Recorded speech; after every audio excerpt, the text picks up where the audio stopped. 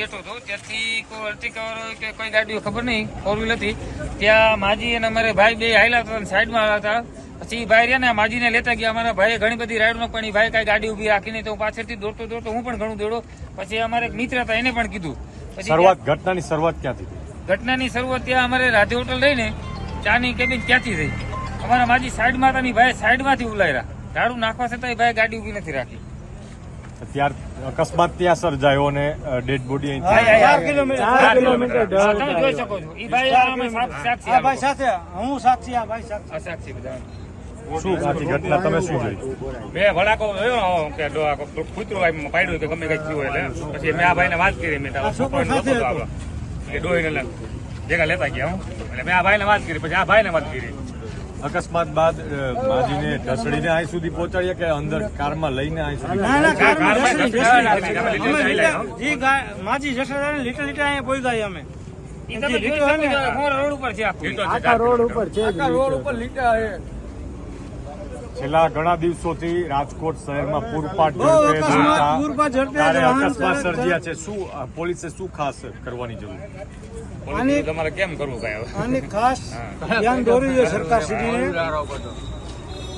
એ police કે ગમે તે સરકારશ્રીને આની ખાસ ધ્યાન દોરવું જોઈએ કે રાતના ગમે તે માણસ અવર જવર થતું હોય તો વાહન ધીમે ચલાવવું કે જ્યાં ત્યાં સ્પીડ બ્રેકર મૂકવા ના મૂકવા સરકારશ્રીને જોવાનું હોય. અમે વાંહે પીછો કર્યો પણ અમને ગાડી હાથમાં આવી ઉભો જ ન રહ્યો છે. અકસ્માત સર્જાયો તો કે માજી હાઈલા સાઈડમાં હતા. છોકરો સાઈડમાં હતા. મારો દીકરો બે એમનો નાનો દીકરો છે સાઈડમાં હતા અને ઉપાડ્યા હે. એથી આગળ મારી દુકાન હે ત્યાં અમે જોયું છોકરો દોડી નીકળ્યો. મેં કાંઈક નવી અવાજ આવતો હતો. અમે બેઠા હતા અમે અડીકાઈને જોવા ગયા. અમને આ ભાઈ આવીને રોવા માંડ્યા ને અમને કીધું કે મારા માજીને ઓલા ભાઈ ઉડાડતા ગયા ને ઝડતા ગયા એટલે અમે ટુ વ્હીલ લઈને વાંહે ખેંચ્યા. કણકોટ થી નીકળ્યા હતા. એને કઈ થોડુંક માનસિક ઓલું છે. કણકોટ થી નીકળ્યા હતા અને કચરો વીણે છે. બોટલ વીણવા આવ્યા હતા. મારી દુકાને રાધે હોટલે બોટલ વીણવા આવે ભાઈ. લાભુભાઈ ત્રિવેદી કોલેજની આગળ રાધે હોટલ આવી. ગવર્મેન્ટ ને લાભુભાઈ ત્રિવેદી વચ્ચે ગવર્મેન્ટ કોલેજની રાધે હોટલ આવી. ત્યાં માજીને ઉપાડ્યા છે. અહીંયા છે ઢળતા આખા રસ્તે એને હાડીઓને બધા કટકાઈ પડ્યા છે. લોહીના ને હાડીઓના ને કટકા આખા રસ્તે ગોતતા ગોતતા અમે અહીંયા લગી પહોંચ્યા. હજી લીટો છે આખા રસ્તે. માજી અહીંયા મહિલાને લીટે આવતા ભાઈ ઉભાડે જો તોય ઉભી ન રાખી અને નીચે ઢળ હતો લેતો ગયો ઠેઠ સુધી. હું વાંહે હળી કાઢી ધોઈડો તે ઉભી રાખો મારી મમ્મી ઢળ હતા જાય નીચે તો ઉભી જ ન રાખી. છૂટે છૂટ આવ્યો કંકોટના પાટીએથી.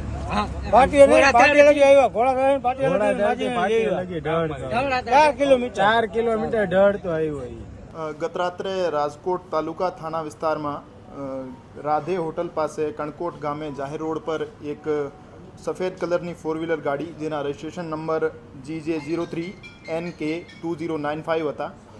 એમના ચાલકે બેદરકારી અને ગફલતભરી રૂપે ગાડી ચલાવી ફરિયાદી જગદીશભાઈ બીજલભાઈ બથવાર જેમની ઉંમર 42 સાલ છે. એમના ફરિયાદીના માતા વિજયાબેન બીજલભાઈ બથવાર જેમની ઉંમર 60 વર્ષ હતી એમને ટક્કર મારી અને એમનો 1.5 થી 2 કિલોમીટર સુધી અડફેટે લઈ ઢસડેલ હોવાનું ફરિયાદીએ જણાવેલ છે.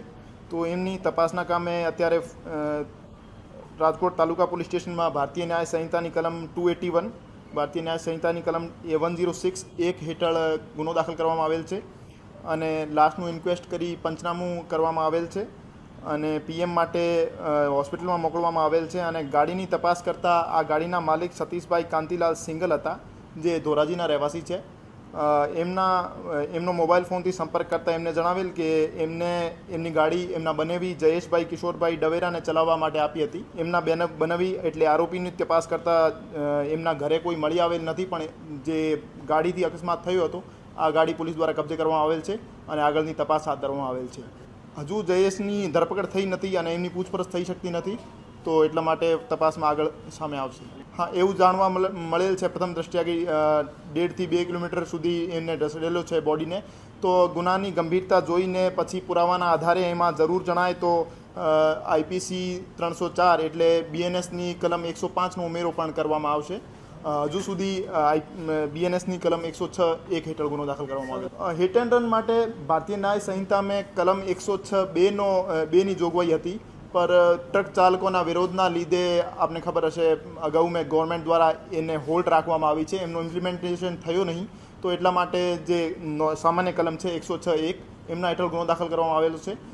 તેમ છતાં તપાસ દરમિયાન એવું જણાવી આવે છે કે એમની ગંભીર બેદરકારી હતી અને જાણી જોઈને અથવા બેદરકારીપૂર્વક એમને આ કૃત્ય કરેલો હતો, તો BNSની કલમ 105 હેઠળ કાર્યવાહી હાથ ધરવામાં આવશે. CCTVની ફૂટેજ કબજે કરવા માટે એક ટીમ લગાડેલી છે. આમાં તપાસના દરમિયાન જેટલા પણ CCTV ફૂટેજ હાથ ધરવામાં આવશે એમને કબજે કરવામાં આવશે.